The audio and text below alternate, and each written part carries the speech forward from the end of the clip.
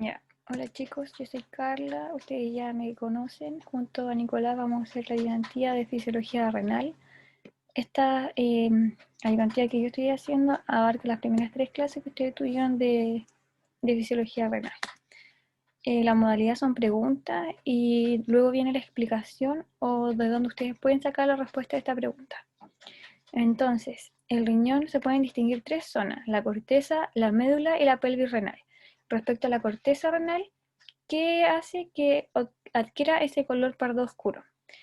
Frente a eso, la respuesta es que en esta zona hay muchos capilares glomerulares y corpúsculos. En el fondo, esos son los que le van a dar este color pardo oscuro, pero también encontramos, aparte de los corpúsculos renales, una porción contorneada de los túbulos proximales y distales, también el túbulo colector y rayos memulares. Entonces está la corteza aquí, como ustedes lo pueden ver, y la médula. Y en la médula se ve con más concentración de solutos debido al mecanismo de contracorriente que se realiza en este sector. Y si podemos ver que el túbulo colector en el fondo va a ser el que va a ir recolectando todos los nefrones y por eso se va a ir ensanchando hacia la médula. La pelvis renal está aquí y está formada por cálices mayores, 3 a 4 cálices mayores, y por los cálices menores, o sea, los cálices mayores están formados por cálices menores, de 2 a 3 cálices menores. Entonces aquí podemos ver, estos son los cálices menores, cálices mayores y la pelvis renal. Ya, y aquí en los cálices menores desemboca en el fondo es la papila renal, que es como el vértice de la pirámide renal. Y en esta papila se pongan todos los túbulos colectores, alrededor de 20. ¿Ya? Y es como un área cribosa porque está como perforado por todos estos túbulos que llegan. Ahora, cada riñón está formado por 1,3 millones de nefrones en promedio. Estos nefrones son la unidad funcional y están conformados por... Es importante entender de que el riñón, o sea, el nefrón principalmente, no está constituido por el túbulo colector. Siempre es como existe una confusión, pero es importante que sepan que es corpúsculo renal, túbulos proximales, asa Wegener, túbulos distales, pero no túbulo colector. Como se ve aquí en la imagen, el túbulo colector va a ser el que va a colectar, como le dice su nombre, todos los otros nefrones que se van a ir uniendo y así van a desembocar como su contenido filtrado. Ahora, existen 2 tipos de nefrones, los corticales y los yuxtamedulares. La diferencia entre estos, primero la ubicación. Ambos están en la corteza, si podemos ver aquí, pero los corticales o de asa corta son superficiales y medio corticales y que corresponden al 80-85% de los nefrones, o sea, la mayor cantidad son corticales. Y los yuxtamedulares o de asa larga son los que penetran en la profundidad de la médula. Entonces, son más profundos y son responsables de concentrar la orina. Entonces, otra diferencia es la circulación que tienen estos nefrones. Ya, entonces, la segunda diferencia es porque la circulación también es diferente. Si bien ambos están rodeados por los capilares peritubulares, aquí se ve la circulación, el yuxtamedular también está rodeado por la base recta. Y esa va a ser la que va a participar también en la concentración de la orina, como lo van a ver más adelante con el Nico. Ya, la pregunta 5, el proceso de filtración. Es importante entender cómo es el proceso de filtración, cómo esta barrera de filtración está formada por 3 componentes principales, que es el capilar fenestrado, la lámina propia, que es compartida entre el capilar fenestrado y el podocito. Están los podocitos y los pedicelos. Y un diafragma que hay entre los pedicelos. Entonces, para entenderlo mejor, está aquí el capilar fenestrado, aquí está la lámina propia y aquí están los podocitos. aquí, por ejemplo, está el capilar fenestrado y aquí lo recubre el podocelo. Y este podocelo tiene, o sea, el podocito. Y este podocito tiene pedicelos, que son las proyecciones, y que entre ellos hay un espacio, que es como una hendidura de filtración, en donde está el diafragma de filtración. Entonces, todo esto es lo que forma la barrera de filtración. Si, por ejemplo, estuviera solo el capilar fenestrado, pasarían por ahí moléculas entre 70 a 90 nanómetros, o sea, moléculas grandes. Y la filtración no sería muy efectiva, pasaría la mayoría de las partículas y moléculas. Entonces, con estos elementos vamos a hacer de que sea un ultrafiltrado, o sea, tenga 3 barreras de filtración, o 3 pasos, por así decirlo. Entonces, finalmente, ¿cuánto va a pasar? Va a ser muy poco. Pregunta 6. Respecto a las células mesangiales, ¿cuál aseveración es falsa? Entonces, ¿qué son las células mesangiales? Son parte del componente de tejido conjuntivo de la arteriola glomerular aferente y son células especializadas. Entonces encontramos las células mesangiales intraglomerulares y extraglomerulares.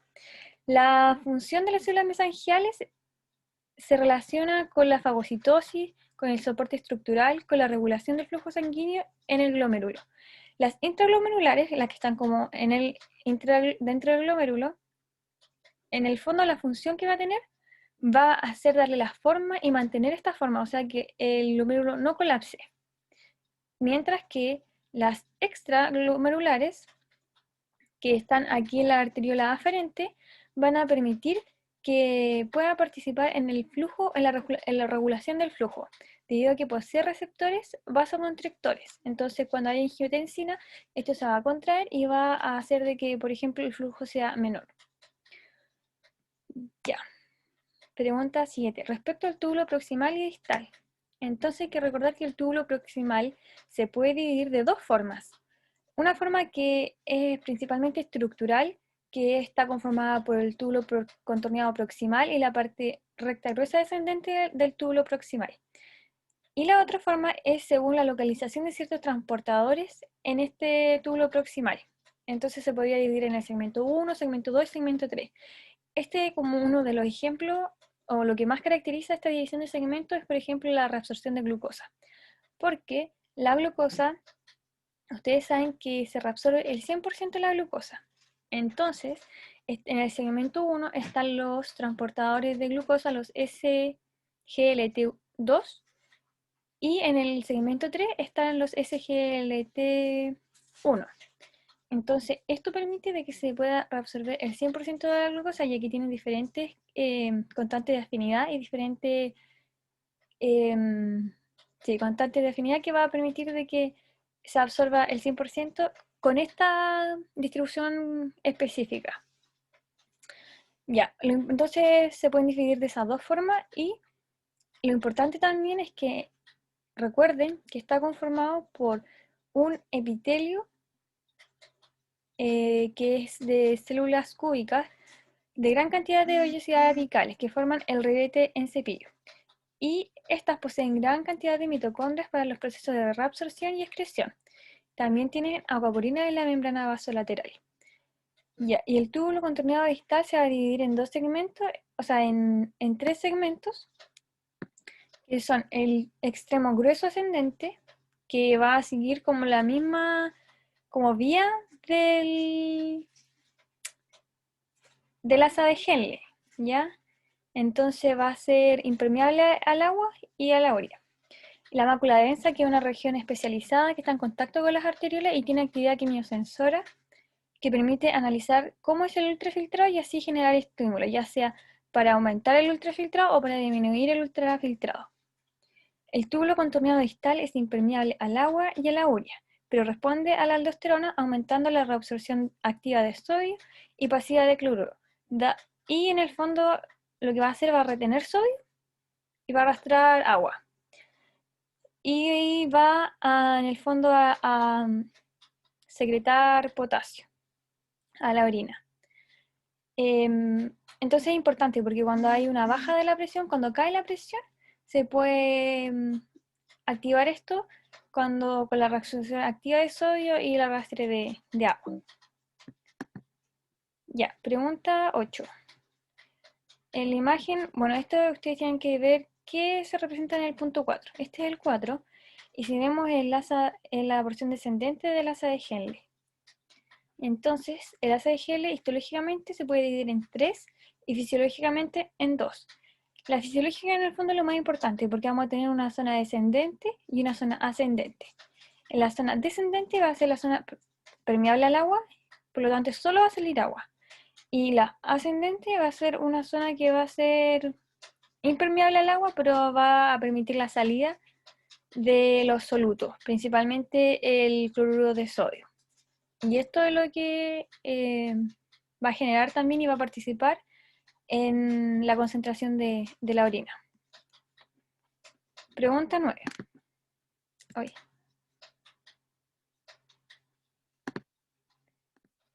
Ya, la pregunta 9 en relación a la respuesta del riñón frente a una alcalosis respiratoria.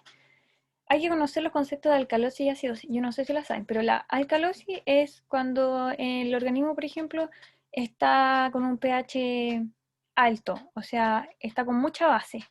Y la acidosis es cuando está con mucho ácido. Entonces, una alcalosis respiratoria principalmente está dada por un mecanismo de la respiración que hace de que esté reteniendo base.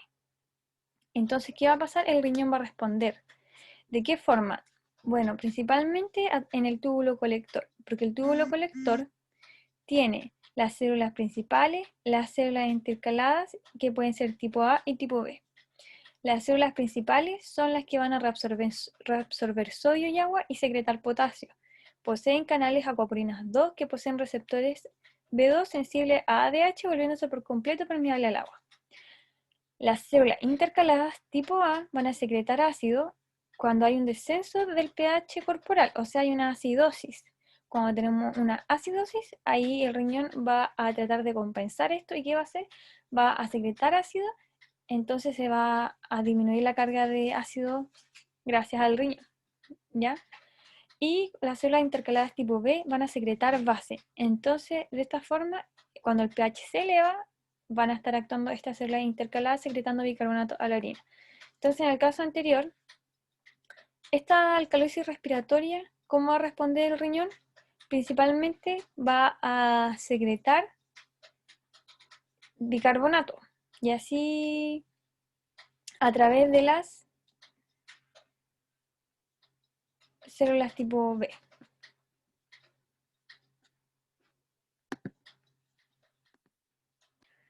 Ya, entonces, bueno, aquí otra cosa que tienen que recordar es el aparato yuxtaglomerular, que está formado por la mácula densa, las células yuxtaglomerulares y las células mesangiales extraglomerulares. La importancia de este aparato yuxtaglomerular es que censa cuánta sangre entra y cuánta sangre sale y la composición de esta. Entonces va a regular los procesos de reabsorción y de secreción. Puede aumentar o disminuir el ingreso de sangre o aumentar la producción de renina. La mácula densa, en el fondo, es un quimiorreceptor que tiene de células altas con múltiples microvellosidades y mitocondrias y el aparato de Golgi. El aparato yuxtaglomerular son las células inervadas por el sistema simpático a través del receptor beta 1.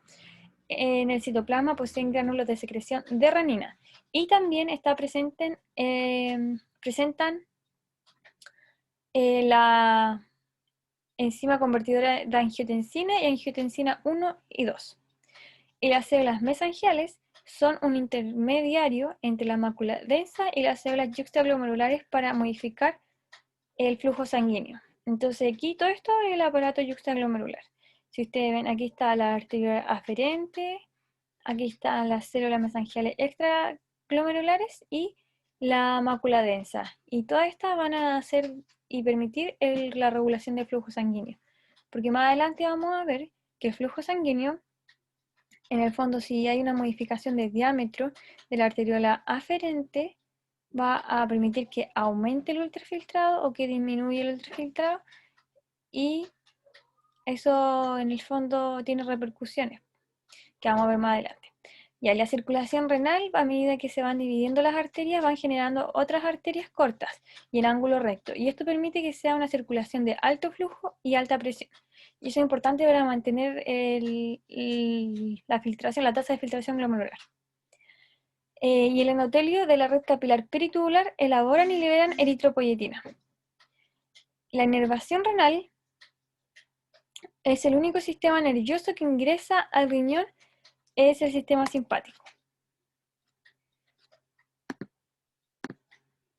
Ya, las vías urinarias, aquí lo importante es como conocer que las vías urinarias están los cálices menores, los cálices mayores, la pelvis renal, los uréteres, la vejiga y la uretra, que finalmente es como por donde sale. Y son todos estos conductos son excretorios. Aquí están las características. La verdad es que lo pueden leer, no siento que sea tan importante. Pregunta 10. Respecto a los fluidos corporales, y esto es importante y quiero que lo recuerden. El agua tiene diversas funciones en el organismo como reactivo químico, solvente, medio de transporte, termorregulador, diluyente y participación en la regulación homeostática. Se encuentran distintos compartimentos, los cuales están en constante comunicación. El agua corporal total corresponde al 60% del peso corporal. Se distribuye en el líquido intracelular, el 40% del peso corporal, y el líquido extracelular, que es el 20% del peso corporal. El líquido extracelular se divide en el líquido intersticial y plasma. La cantidad de agua puede variar según la edad, según el sexo y según el grado de obesidad. Entonces, el agua que ingresa tiene que ser la misma que sale y los líquidos tienen distinta composición iónica. Lo importante es que sepan que en el intracelular hay una gran cantidad de potasio, proteína y fosfato, y en el líquido extracelular hay más concentración de sodio, cloruro y bicarbonato. El líquido extracelular se divide en el líquido intersticial y en el plasma. Entonces, como les dije antes, lo que se filtra de todo esto, del líquido extracelular, es el plasma. Y aquí lo vemos. El plasma, en el fondo, es el 55% del total de la sangre, y lo otro es la masa de los eritrocitos y la capa leucocitaria. Entonces, cuando, por ejemplo, te dan el hematocrito, tú sabes que dicen hematocrito un 40%. En la diferencia, o sea, el 60% es plasma. Esta pregunta también es súper importante. La osmosis se define como el proceso de difusión de agua a través de la membrana semipermeable, desde una región de mayor concentración a una de menor concentración. En la imagen observamos, ya, esto es lo que tienen. Entonces tienen que lograr identificar qué es lo que está ocurriendo aquí, qué tipo de solución se agregó debido a los cambios que se generaron. Entonces, recordar, si agrego una solución isotónica a un paciente, o sea, isotónica, tiene la misma composición de la sangre y no va a afectar en nada. Entonces, este paciente no se le va a modificar la estructura celular, pero sí va a aumentar el LEC. O sea, por ejemplo, si aquí nosotros aplicamos un volumen, una solución isotónica, aquí está el intracelular y aquí está el extracelular. Entonces vamos a ver que el extracelular es el que va a aumentar, pero no va a cambiar la composición de la célula, que sería esta. Isotónica es como el suero fisiológico, al 0,9%. Si agrego una solución hipotónica a un paciente, ¿qué va a pasar? Por ejemplo, aquí está el recuadro de la solución hipotónica. Vamos a agregar una solución a un paciente, una intravenosa, y lo que va a pasar, va a aumentar el líquido extracelular, porque le estamos aportando un líquido que no tenía, y va a caer la osmolaridad. ¿Por qué? Porque esta solución que inyectamos tiene menos soluto de la que tiene la sangre. ¿Y qué va a pasar con el líquido? O sea, el líquido intracelular va a aumentar. Porque esta sangre, o sea, este líquido que le agregamos tiene una composición que es menos concentrada que la que tiene la célula. Entonces el agua va a tender a moverse desde lo que está menos concentrado a donde está más concentrado. Entonces va a mover el agua hacia el intracelular y va a aumentar el volumen intracelular.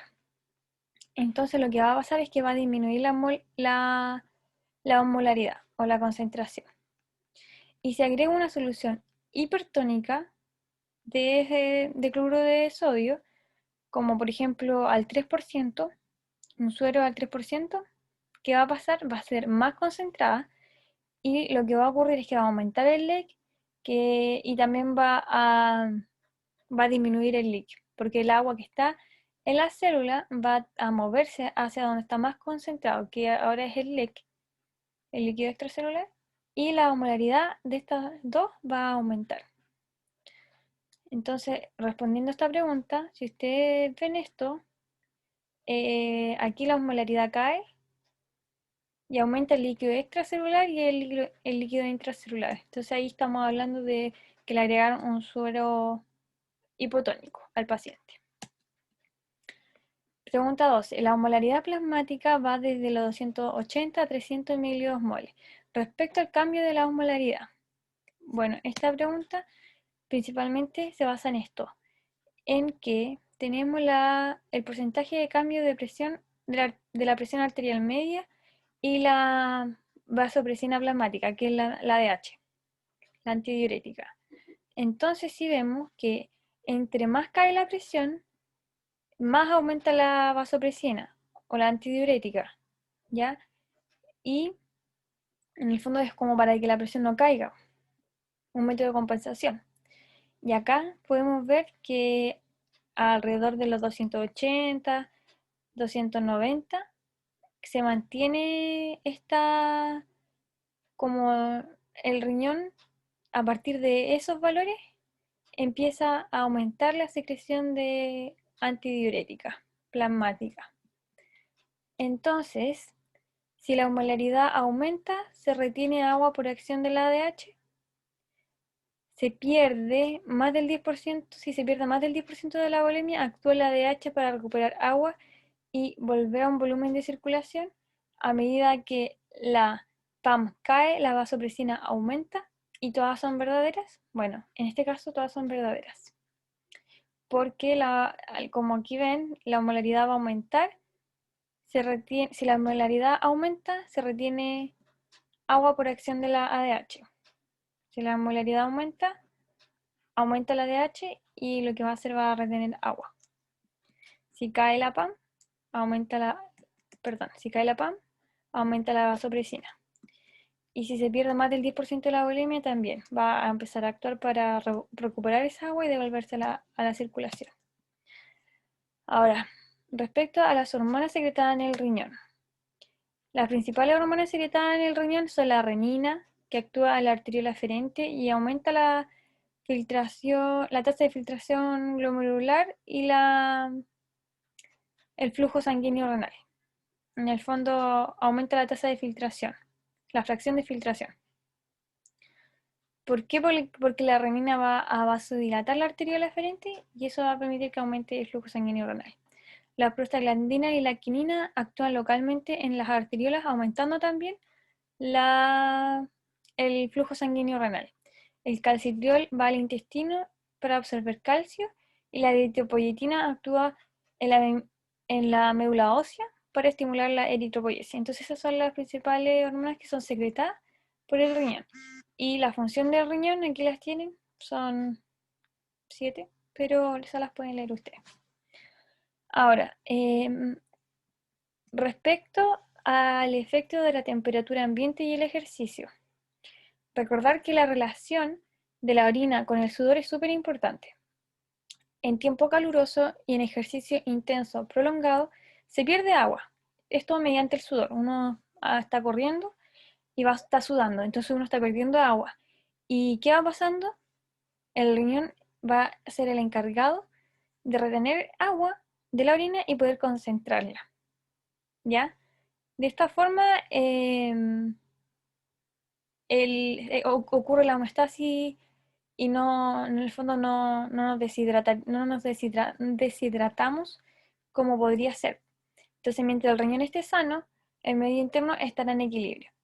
El riñón responde a la ADH y aldosterona. Cuando estas actúan de forma patológica o de forma crónica, puede alterar la función renal y la homeostasis, como por ejemplo en los hipertensos. Los hipertensos tienen este problema de que como que el riñón se empieza a dañar de forma crónica y ya se va a alterar la homeostasis.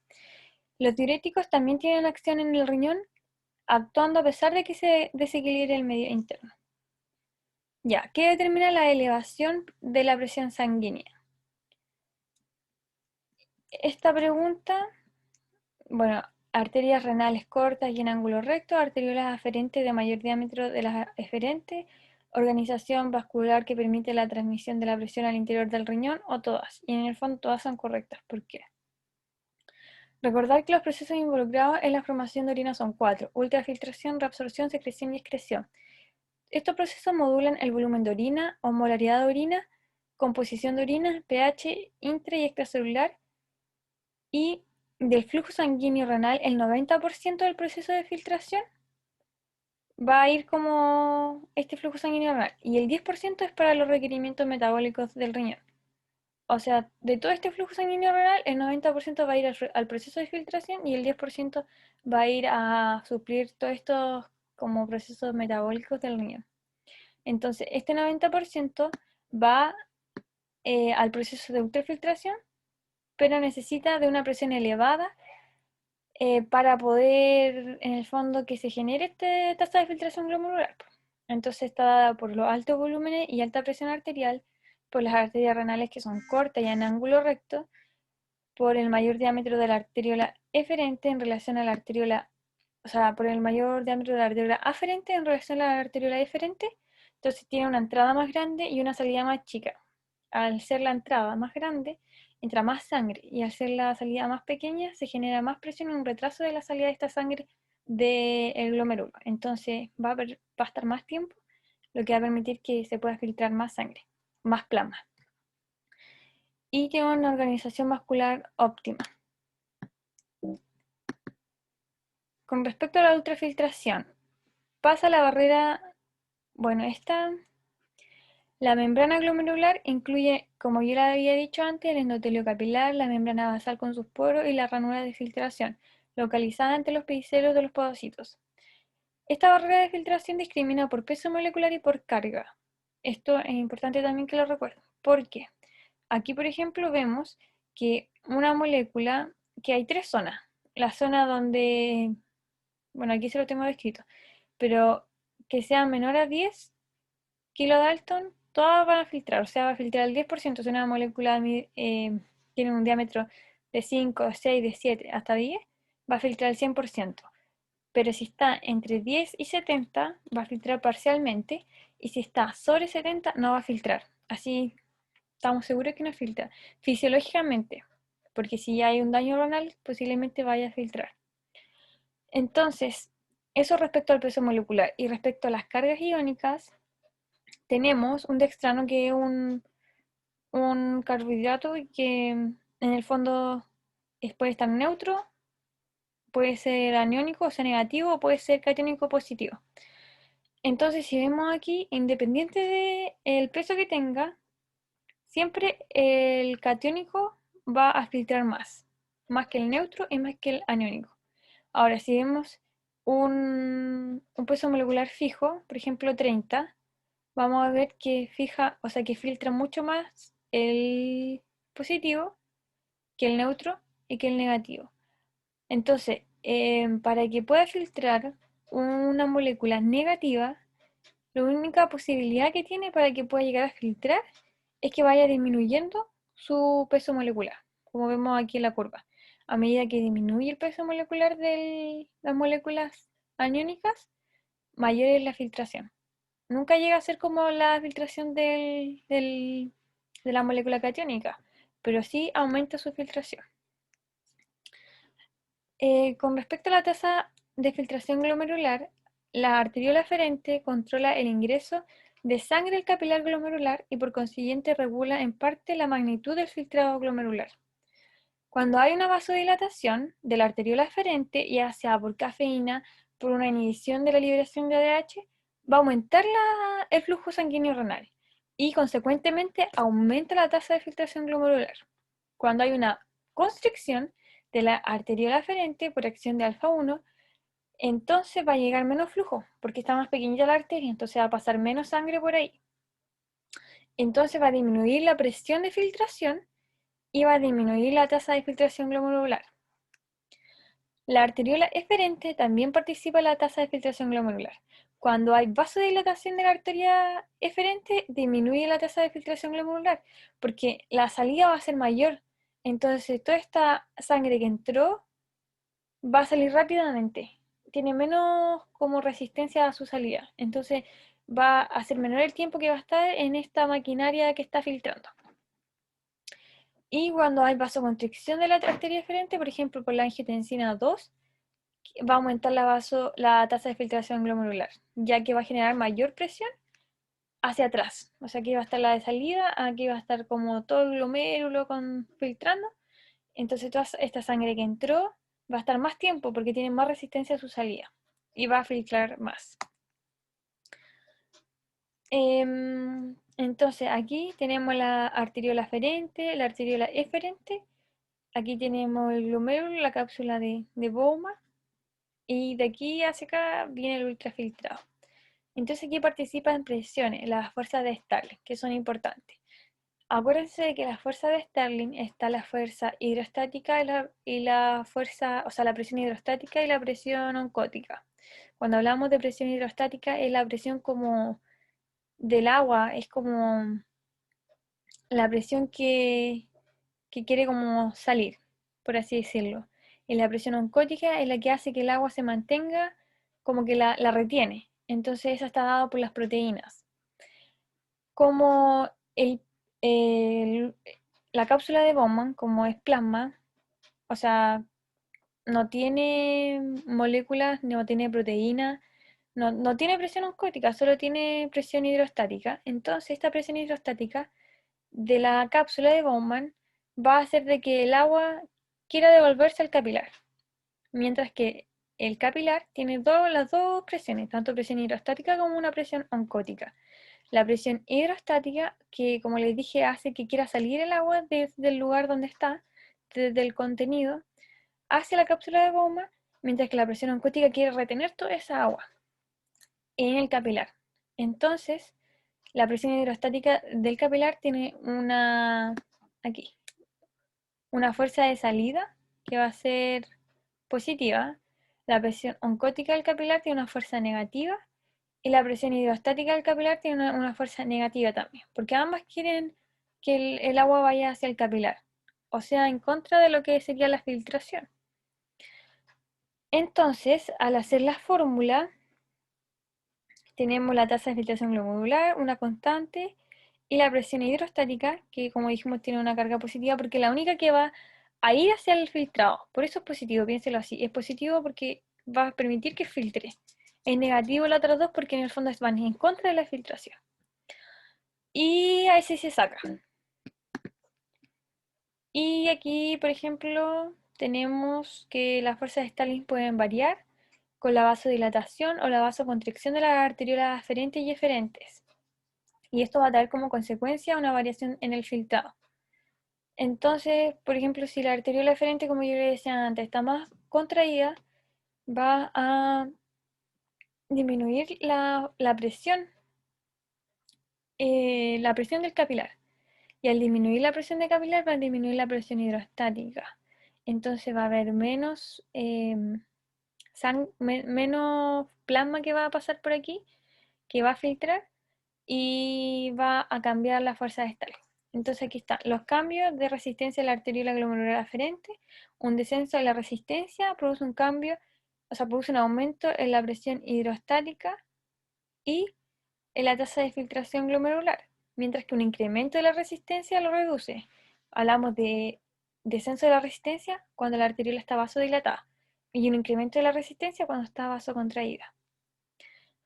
cambio en la resistencia de la arteriola eferente. Una disminución de la resistencia reduce la presión hidrostática del capilar y la tasa de filtración glomerular, mientras que el aumento de la resistencia lo eleva. Y lo mismo que les decía antes, cuando se va a contraer la arteriola eferente, va a aumentar esta presión hidrostática capilar y la tasa de filtración glomerular, porque va a estar más tiempo ahí.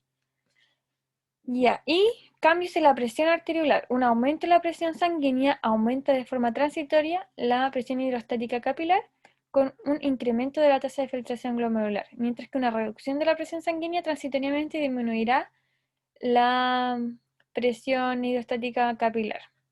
Esto también es importante que se lo aprendan.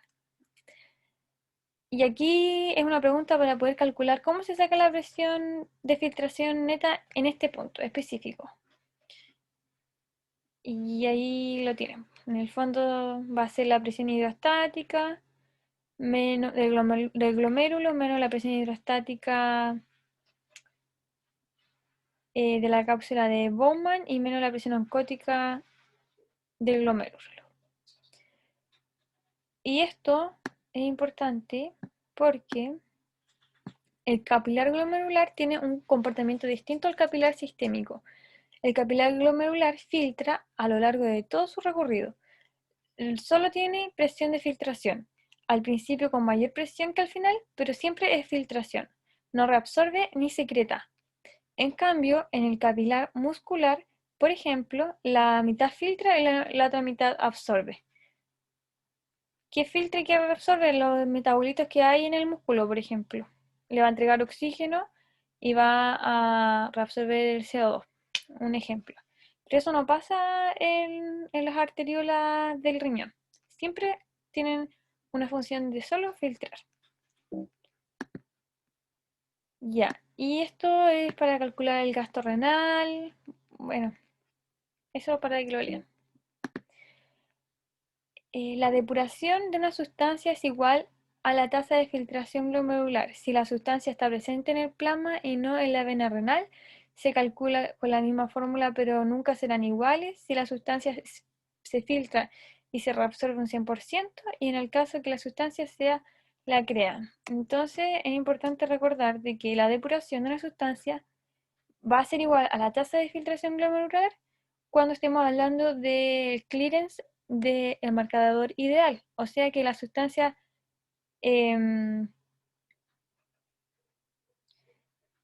pueda ser filtrada al 100% y no se reabsorba. Entonces, como sería la A, porque si la sustancia está presente en el plasma, pero no está presente en la vena renal, quiere decir de que filtró el 100%.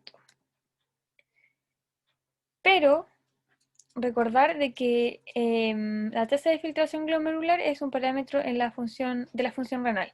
El marcador ideal tiene que cumplir con todos estos factores: que filtre libremente en el glomérulo, que no se una a proteínas plasmáticas, que no se metabolice, que no se reabsorba los túbulos renales, que no se secrete los túbulos renales, que no afecte la función renal, que no sea tóxico, que sea posible detectarlo en el laboratorio clínico.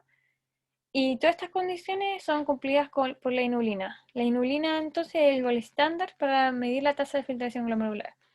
El clearance, bueno, ahí esta es la fórmula para sacar el clearance. El clearance representa el volumen de plasma al que se le ha removido una cantidad de sustancia que es secretada por la orina en una unidad de tiempo. Cualquier sustancia, da lo mismo si la inulina, el agua, lo que sea. Cualquier sustancia tiene un clearance. Entonces, tiene que filtrar y se tiene que eliminar vía renal. Puede o no filtrar libremente o reabsorberse o secretarse, pero la tasa de filtración glomerular es la velocidad a la cual sale o filtra el plasma en la cápsula de Bowman. Entonces, con respecto a la creatinina, la selección es la falsa. Es un marcador endógeno, filtra libremente y se secreta un porcentaje en el túbulo contorneado proximal. No sirve para calcular la tasa de filtración glomerular, ya que la sobreestima. Cumple con todos los criterios para ser marcador ideal. Entonces, Recordar que la creatinina es un marcador endógeno que posee algunas características que permiten estimar la tasa de filtración glomerular. Nunca vamos a obtener la tasa de filtración glomerular con la creatinina, sino que es una estimación de la tasa. No cumple con todas las características de ser un marcador ideal, ya que no cumple el criterio de que no se secrete por el nefrón. Entonces, si nosotros calculáramos la tasa de filtración glomerular con la creatinina, se sobreestima ese valor, porque va a haber una cantidad que se va a secretar, que no fue filtrada, sino que fue secretada. Entonces va a ser mayor ese valor. Y bueno, ahí están las fórmulas. Ya, esta fue una pregunta que estaba en el taller para, no sé si lo revisaron, pero como para que lo revisen. Esa también. Ya, una sustancia X que tiene una depuración menor que la tasa de filtración glomerular filtra y reabsorbe los túbulos renales, filtra y se secreta en los túbulos renales. Un ejemplo puede ser la creatinina, un ejemplo puede ser la urea. Aquí es importante que vean los esquemas que hay, porque si una sustancia tiene una depuración menor que la tasa de filtración glomerular, o sea, significa de que esa sustancia filtró y se reabsorbió. El clearing de ácido paraaminoiúrico, bueno, pero el pAH, creo que lo escribí mal, es importante porque con este vamos a sacar el flujo sanguíneo renal, ¿o no? Bueno, el pH filtra libremente el 20% y el otro 80% sigue por las arteriolas eferentes y es secretada posteriormente hacia el nefrón. Todo el plasma es depurado del ácido paraaminohippúrico. Por lo tanto, su clearing corresponde al flujo plasmático renal. Entonces, es importante que ustedes estudien la filtración de cada sustancia, que están los esquemas en su clase. Pero aquí se ve, filtra y lo que no se filtró después se secretó. Y ese es el clearing entonces del ácido, va a corresponder al flujo plasmático renal. Y aquí está cómo se saca. Uy. Para amino y púrico. Ahí está. Esa es una pregunta del taller. Otra pregunta. Y esto, recordar la autorregulación. En ausencia de factores neuronales y humorales externos, el riñón mantendrá la tasa de filtración glomerular y el flujo sanguíneo renal relativamente constante en un rango amplio de presión arterial media desde los 80 a 200. Entonces la autorregulación, lo que tienen que acordarse es de que funciona entre los 80 y los 200. Bajo los 80 no funciona, sobre los 200 tampoco funciona. Entonces aquí se ve que está la autorregulación. Ahí está la tasa de filtración glomerular y ahí está el flujo sanguíneo renal. Y vemos cómo aumenta, aquí llega, cuando están estas presiones arteriales, se mantiene en un rango estable.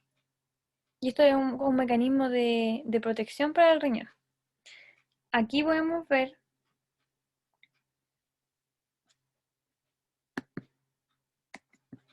ay,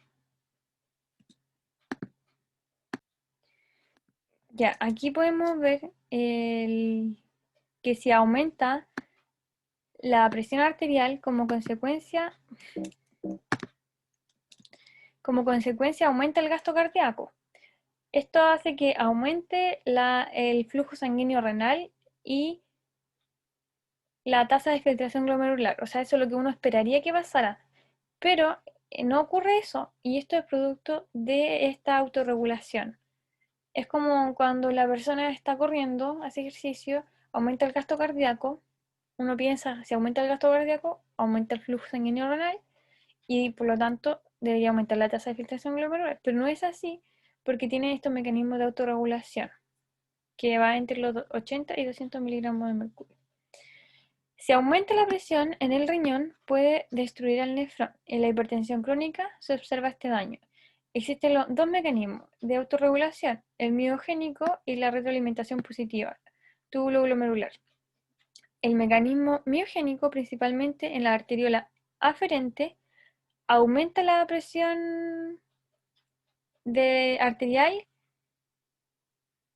producto de que aumentó el gasto cardíaco. Entonces, esta onda, por ejemplo, al aumentar el gasto cardíaco, aumenta la presión arterial y llega a una onda de choque que va a generar una distensión en la arteriola aferente. O sea, estaba así, viene todo el flujo a alta velocidad y genera una distensión. Y esta distensión como que es sensada. ¿Y qué pasa con la arteriola? Reflejamente se activan mecanorreceptores y la arteriola se empieza a vasocontraer. ¿Y qué pasa? Disminuye el flujo sanguíneo renal. Y así no se ve afectado por estos cambios de presión que ocurren en el organismo.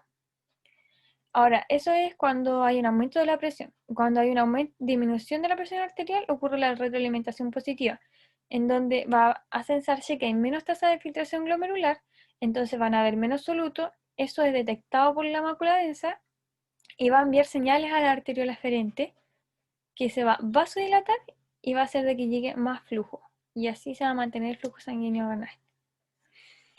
Entonces estos mecanismos solo van a funcionar entre esas presiones. El efecto del sistema nervioso simpático y la arteriola aferente, excepto disminuye el diámetro arteriolar, disminuye la tasa de filtración, o sea, el flujo sanguíneo renal, disminuye la presión glomerular o aumenta la tasa de filtración glomerular. Bueno, esa está fácil, que la de, porque esa no ocurre, ya que el simpático va a generar vasoconstricción de la arteriola aferente, va a disminuir el flujo, de así como consecuencia va a disminuir la presión glomerular y va a disminuir la tasa de filtración glomerular. Entonces, estos son los mecanismos de cómo se regula el flujo de forma como hormonal. Ahí están los vasoconstrictores, los vasodilatadores, para que lo lean.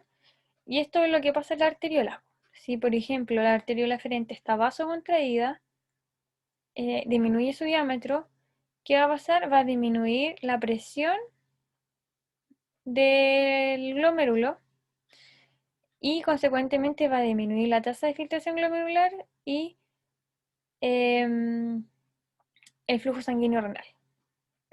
Ahora, ¿qué pasa cuando se vasodilata esta?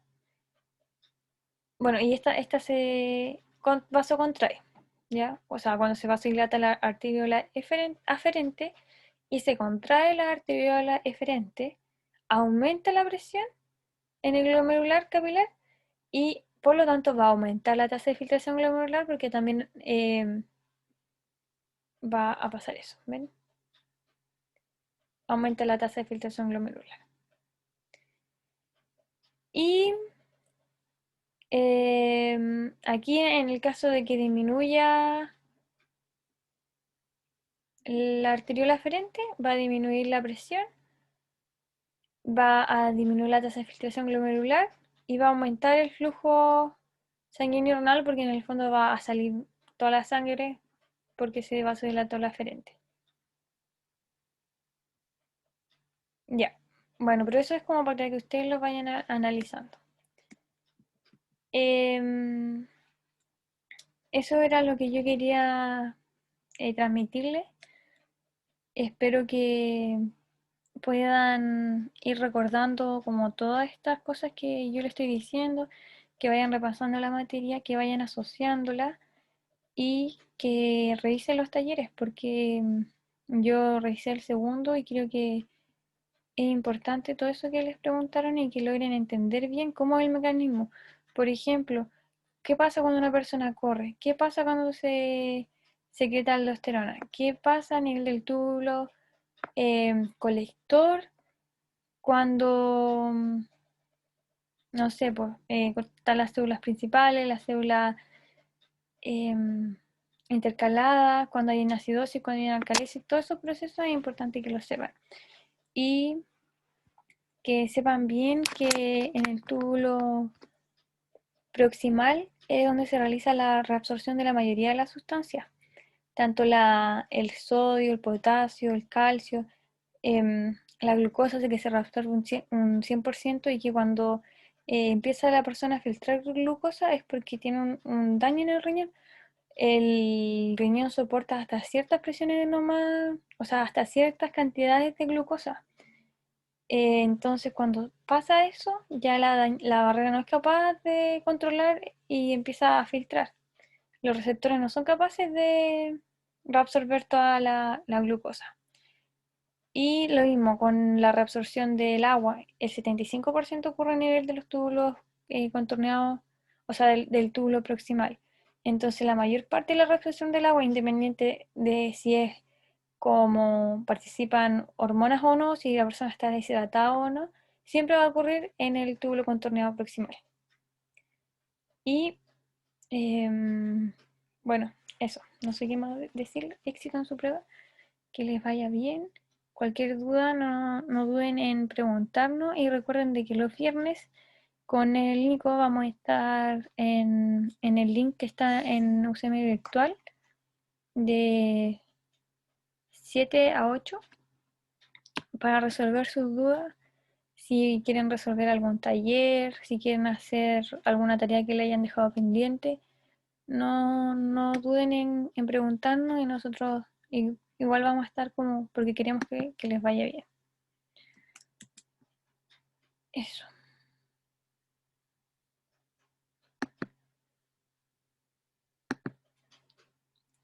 Chao.